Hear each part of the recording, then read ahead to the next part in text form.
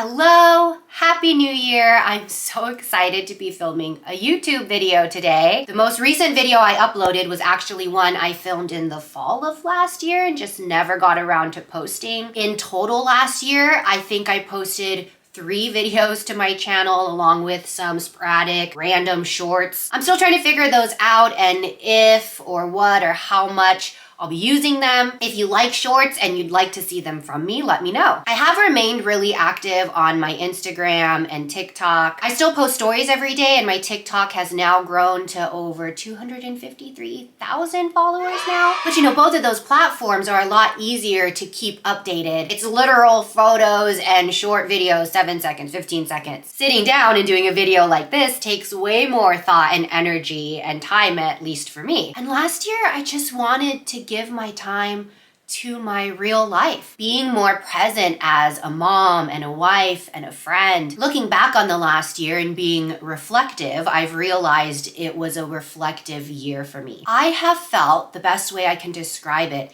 a shift happen in my life. 5 years into being a mom, and at this point, gosh, next year it'll be 9 years I've known my husband. Turning 35, I'm in my mid-30s now. I don't know, the desire to constantly be sharing what I am doing with the internet, it kind of just wasn't there anymore. I also suddenly felt very aware and vulnerable. I started to try to think about my motivation behind why I do this, which has been a mix of things, and I'm sure the reasons have changed as I have. You know, in the beginning, it was very much about having an outlet. Of course, I liked the attention. I mean, none of us do this, I think, without that being a part of it. I loved the community and connection it brought. The makeup world at that time, 10 years ago, was suddenly becoming so accessible and it was blooming and it was so much fun. I've connected with other adoptees around the world, tattooed people, moms and Hello Kitty lovers and Tokidoki fans. And that connection has been one of the main factors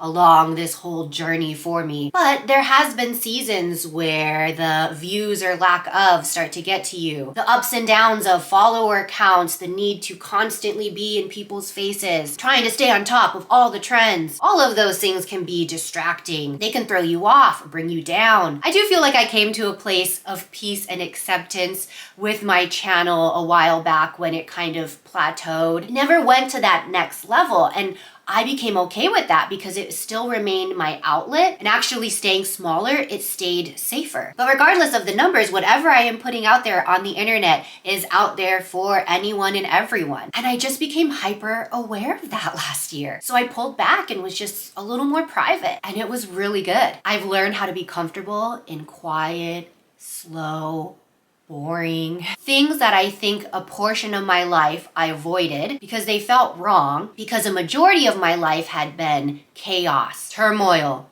drama. When I look back over the whole of my life now, I view it in 2 parts. There's the first half, which I didn't have a lot of control over. I mean, when you're a baby, whatever you're born into, you didn't choose that. When you're a child, you're at the mercy of your parents and their lives and decisions. And then when you're a young adult, you're either continuing what you had learned as a child, or then you start the work of unlearning it, which is what was my case. And then there's the second half of my life, which I'm in now, which I feel like started, you know, after my first marriage and divorce and getting into therapy for the first time, estranging from and cutting out all of the toxic relationships in my life. And now in my 30s, my life before is almost unrecognizable. The amount of peace and stability, I wake up every day in awe and grateful. I'm married to a man who is good in his core. And when I say good, I don't just mean he's nice and nice to be around, which also those things, but I mean he lives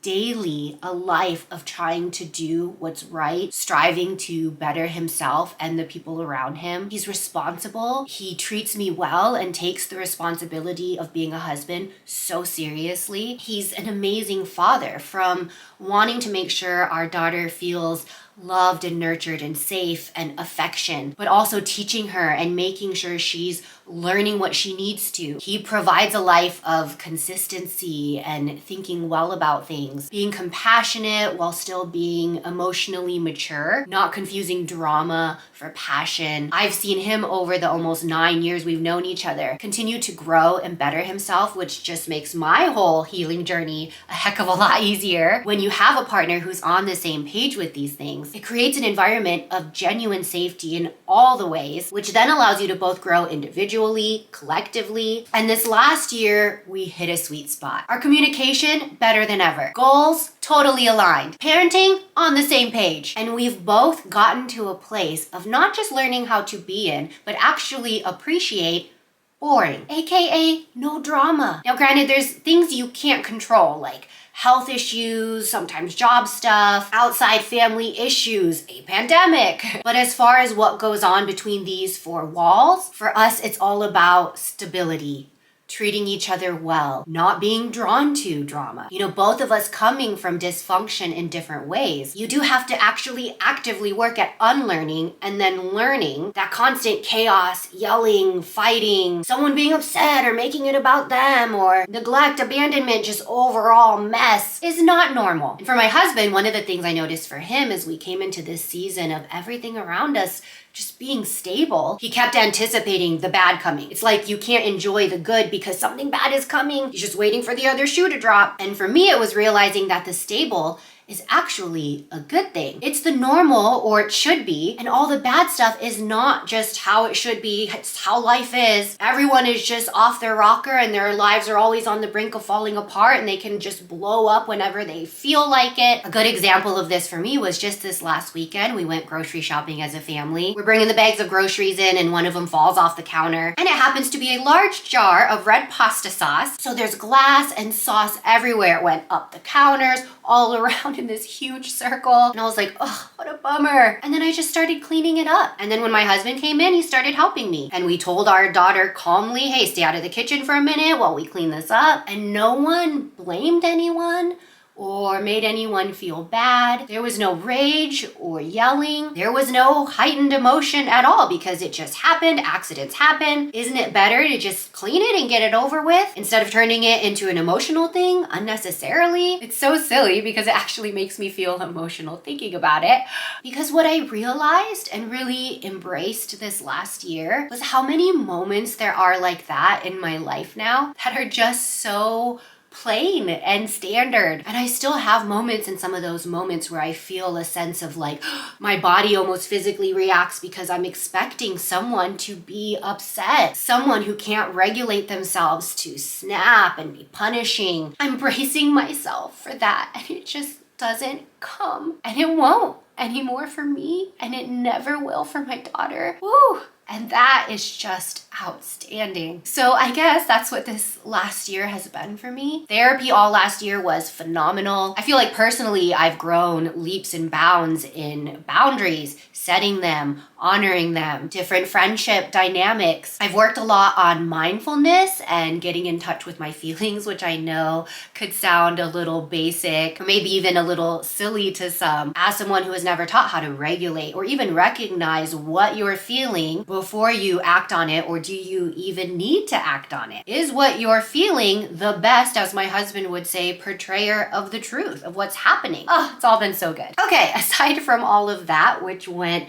way deeper than I anticipated. Really quickly, what else is going on? I'm still working out 5 to 6 times a week. In addition to the Peloton, we now have a treadmill. We got that kind of as our big Christmas gift to each other in November. That has been a lot of fun to just change up the working out experience. I've been really good for a long time now, probably over a year, about taking my stuff consistently. Birth control, multivitamin, fish oil, collagen, all of those things have been so good for my overall being. My daughter is almost 5 and a half. She is just the best. I have loved every phase of her life thus far. And every time I'm like, oh, this is my favorite. The same goes for 5. She's in kindergarten, full days. She's adapted really well. She has her little friend groups and she loves learning. She's reading. We're working on writing sentences. She had her first piano recital last year. She is ahead for her age. She had a cheer competition and her team won first place. So now they're going to the state competition.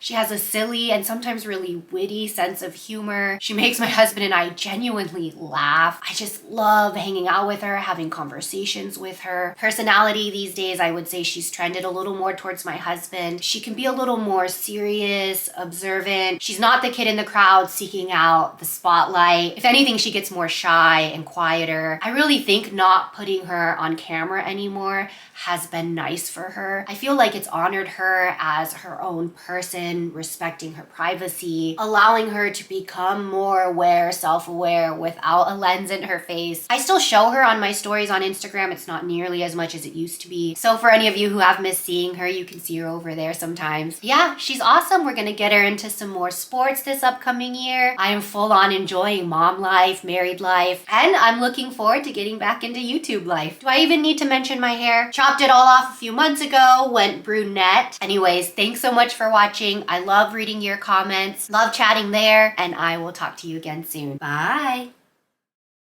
Give thanks for all the earth on Thanksgiving Day. We give thanks for all the earth on Thanksgiving